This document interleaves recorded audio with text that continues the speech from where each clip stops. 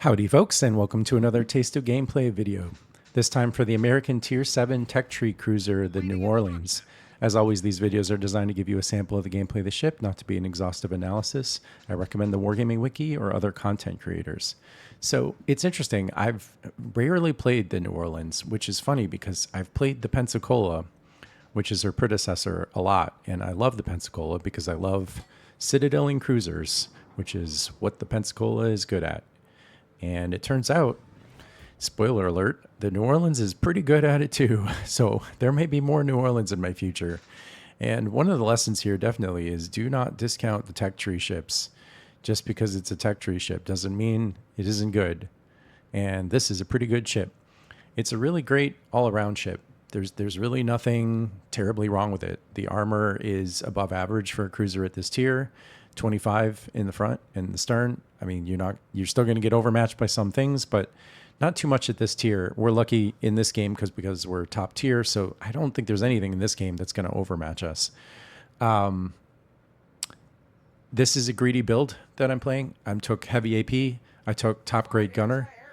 I don't necessarily recommend that, but I just wanted to have a little fun, and I was hoping to citadel some cruisers, and I did. One of the things I like about the New Orleans and the Pensacola is I feel like as an all-arounder, they have tools for basically every situation. The AP is great for cruisers. The HE is really good for destroyers and battleships. It's got solid range, so you never feel like you're out of the fight. It's got hydro. It even has a fighter. It doesn't have smoke, of course, which I've said before is one of the things I like in a cruiser, but, you know, it is what it is. I mean, if it had smoke, that would be pretty OP. So it's probably best that it doesn't have smoke. The reload is kind of long, but that's okay given the strength of these guns. I mean, you get 9 203s. They hit really hard. They have pretty good shell velocity, so you just got to make every shot count. This is not a good ship for wasting shots. I mean, you definitely want to be generally firing on cooldown, like in every ship, but you also, yeah, you don't want to waste any shots.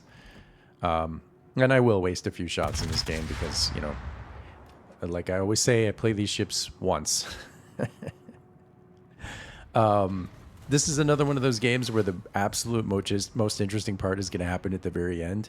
So we'll wait for that. But as kind of a spoiler alert, I would have absolutely shot AP against that cruiser, but I already had the guns loaded. But I've switched to AP now.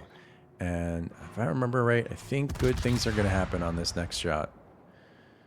Can't exactly remember. Am I going to get a Pitadel, or am I at least going to kill him? Yeah, okay. Pitadel. If you don't know, a Pitadel is when you get a Citadel when they're on super low health, and like a full pen probably would have killed that guy. But anyway, that just does go to show the strength of these guns. So, yeah. Kind of in preparation for what's going to happen at the end, I looked up things like the ricochet angles for the New Orleans. There's nothing special about them. 60 to 68 degrees.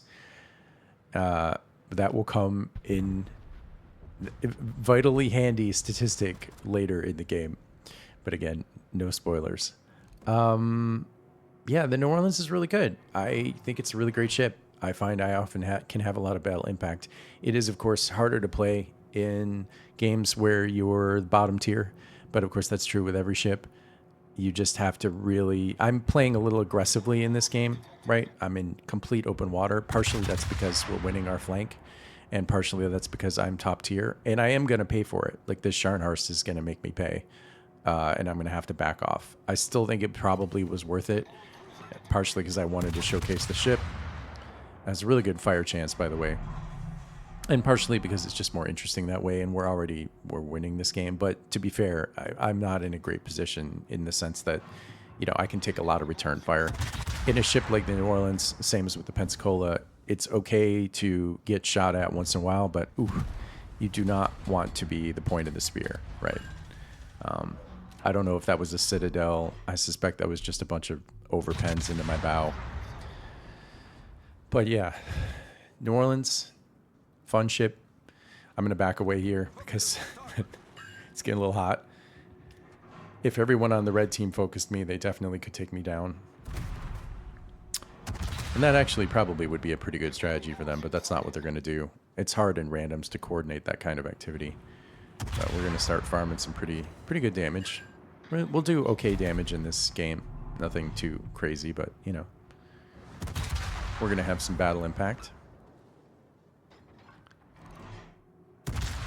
It's funny, this game seems like it's turning into a blowout, but it's gonna come back to a little more even here for a while.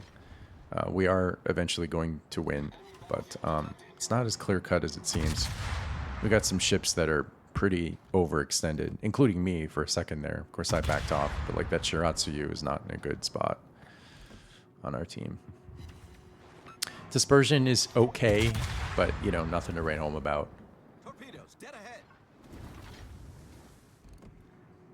This is a good traditional heavy cruiser to practice on and to get the hang of how heavy cruisers work in World of Warcraft. I mean, Warcraft, World of Warships.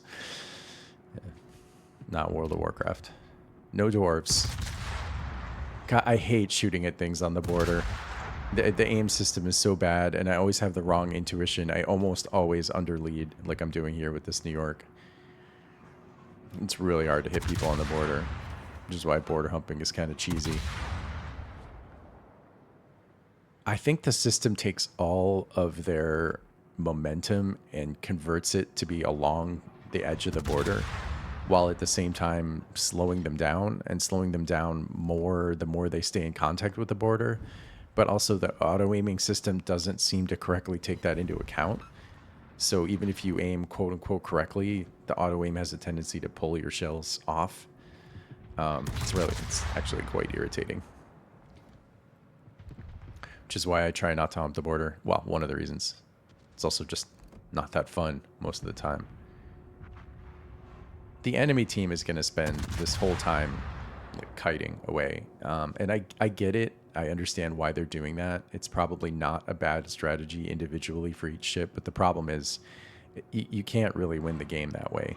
I mean, even if they did sink more of us, and they will sink a couple of us, we're getting so many points. Like we're shortly going to have a 3-to-1 edge on caps, and that means like, over time we're just going to win the game. I mean, because that's how you win this game.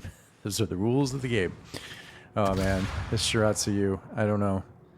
I hope this was a mistake on his part. I can't imagine this is where he wanted to be at that moment in time. So we're having a little better reload would be nice, but I mean, these guns hit so hard into destroyers. So, of course, assuming I can hit anybody. Torpedoes, direct front. Nice. Of course, I should have my Hydro running. Fortunately, I'm being screened by my own Shiratsuyu, but not anymore. He's toast. But luckily, he helped me spot those torpedoes. Yeah, so, I mean, I'm a little overextended here, right? No question about it. Partially, this is just more fun, and partially, I'm hoping I can have some impact, but, I mean, I'm clearly going to take the brunt of the fire. Which is not ideal. I mean, you're in a heavy cruiser. You're not in a battleship. This is... And get some good damage into this Dunkirk. Set a lot of fires in this game. Well, actually, not that many, I guess. Looks like 4 fires so far. A lot of torpedoes coming my way. And I dodged a number of them. Spoiler alert, I'm not going to dodge every last one of them. I'm actually going to get an overpen here on this shot. I'm not quite sure how I hit him there, but oh well. It's an arcade video game, right? Okay, so this is where I realize I've made an error, a tactical mistake. Like, if I avoid these torpedoes, I'm almost certainly going to get hit by the other ones. And I'm like, well, okay. So I'm like, oh, quick, aim the guns. Shoot, shoot, shoot, shoot. And I'm dead, but watch this. Oh, so is that Uganda. So the lesson is don't greed your guns, especially against a heavy cruiser and at short range. So he wouldn't have died except that he turned to get his rear turrets to fire on me, which is, I mean, I bet he wishes he had that maneuver back because he didn't actually need to shoot at me at all. I don't think. I think the torpedo was what killed me, and it certainly would have.